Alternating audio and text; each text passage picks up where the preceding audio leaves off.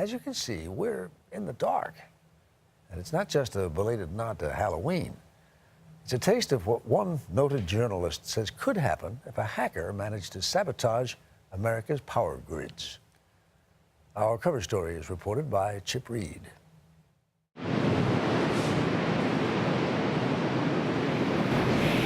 When the lights go out, we usually know why. Hurricane Sandy coming ashore on the East Coast. Most of the time, we manage to get through it.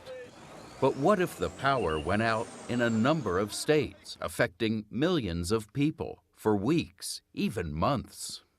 As you were researching this, did you personally find yourself getting frightened? I think frightened is a little bit too strong, but maybe I should have been.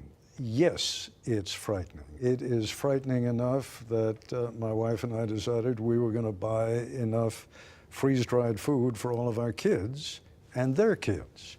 In his book, Lights Out, veteran journalist Ted Koppel paints a grim picture of a paralyzing power outage in the form of an all-out cyber attack on the nation's electrical grid.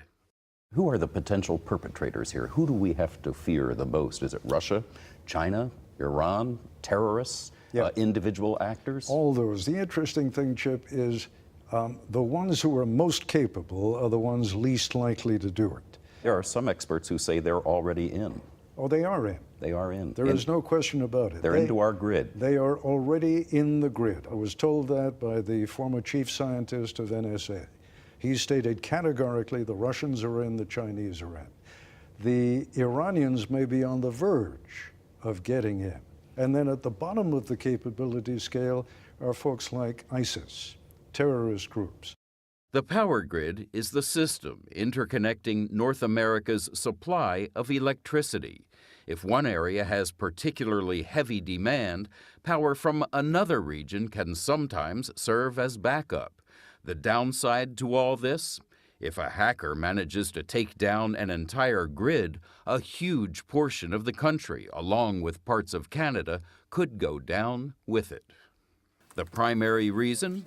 Like so much else these days, the grid relies heavily on the internet. You would think the one entity that would be ready for something like this is the Department of Homeland Security. Yes. Are they ready? No. I mean, I've talked to every former Secretary of Homeland Security, and they all acknowledge there is no plan. He says the current secretary, Jay Johnson, didn't offer much guidance either. You described the conversation as prickly at one point. Well, it got prickly because I kept asking, what's the plan? Why wait until disaster strikes? Why not tell him, do you have a plan? And he just sort of pointed up at a shelf filled with white binders, and he said, look, I'm sure there's something up there somewhere. We wanted to find out for ourselves, but both the White House and the Department of Energy declined our requests for an on-camera interview. The Department of Homeland Security also refused to speak on camera. Next, we reached out to some of the big electric companies. They refused to speak with us as well. Ted Koppel says the government basically has no plan. Is he right? So we turned to Paul Stockton, a former Defense Department official whose duties included cybersecurity. Stockton admits their readiness is not where it needs to be, given that the adversary continues to strengthen the sophistication of the weapons that will be used against the United States. I don't think we're ever going to give up the internet. There are too many advantages to the internet, even if it has the capacity to wreak enormous damage. And all I'm saying is, at least wake up to what its capabilities are. And since there's no turning back, it's important to think ahead. So what does the average family actually need to be doing? Do they need to be, as Ted Koppel has done, stocking up on water and freeze-dried food? I think those are very important measures. Average citizens need to be able to take care of their own families and their own neighborhoods and their own communities, and not assume that Uncle Sam is somehow going to magically bring in the cavalry and rescue them. In the beginning of the book, before the first page, you said to our grandchildren, you named your 7 grandchildren, and then you said, here's hoping that Opie meaning you, That's me. got it wrong. Right. You think you might have gotten it wrong? Of course. I mean, there's a possibility. Do I believe I got it wrong? No. I spent 1.5 years trying to get it right, and unfortunately, I think I did. Are we now talking about something, it's not a question of whether, but when?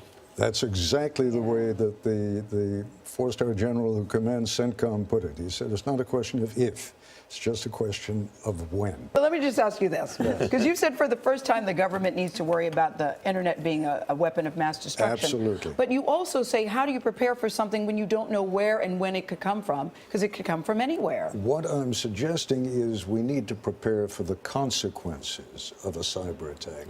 My sense of it, though, is we're better off preparing. I mean, let's say we prepare for something that doesn't happen. Then we will at least be prepared for any other disaster that comes along.